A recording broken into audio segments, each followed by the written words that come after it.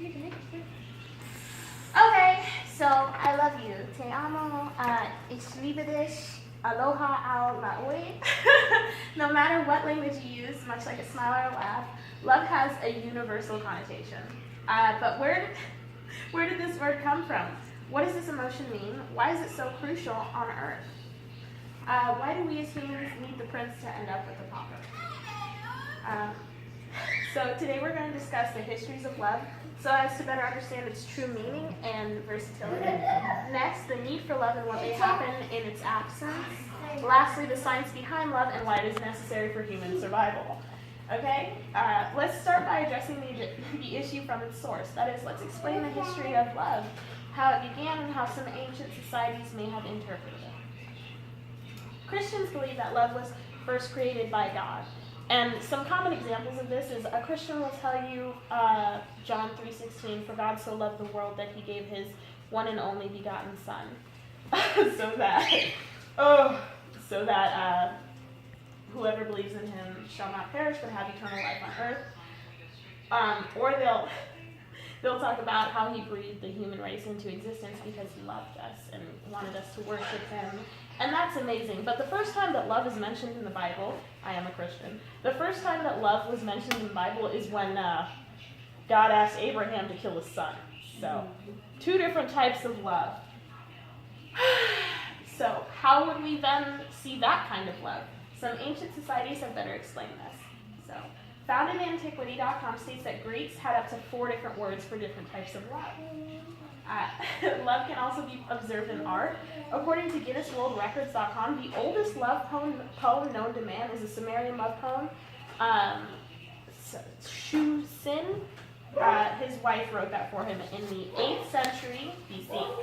Even as recently as 1952, love wasn't really okay to see on TV. People weren't allowed to sleep in beds together. Lucille Ball got pregnant, and she couldn't even say the word in her show, I Love Lucy. Okay, so now that we've established both the long history and versatility of the word love itself, let's move on to what might happen in its absence. Serial killers. A sociopath is defined by Merriam-Webster as a person with a personality disorder, manifesting itself in extreme antisocial attitudes and behavior and a lack of conscience, which basically means you don't care about how anybody else feels. You love yourself, okay? So the Pew Research Center explains that 93% of married people believe that love is necessary for life. 84% of people who aren't married believe that love is necessary for life. Almost everyone on earth has experienced love in some form or another, and those who have not or cannot can be dangerous for the following reasons. In an article titled The Incidence of Child Abuse in Serial Killers, research states that 40% of serial killers have been abused and 70% sexually so.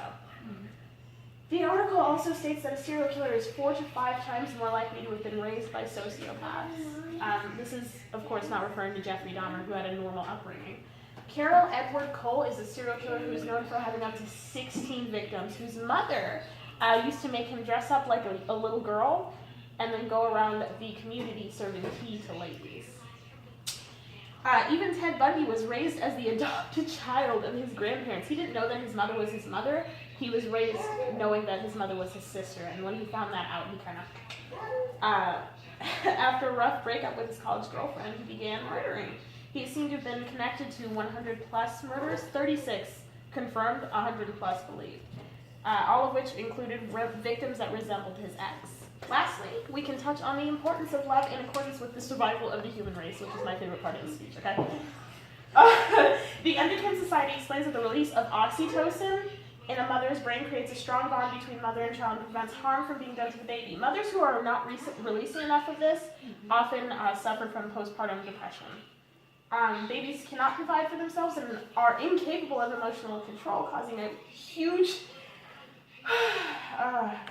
amount of stress on the mother. The pain of childbirth is excruciating, but your body will actually make you forget this, so you want to have other babies. Okay? That's oxytocin. Don't trust it. So it's necessary for humans to breathe. Oxytocin keeps a mother from murdering her baby.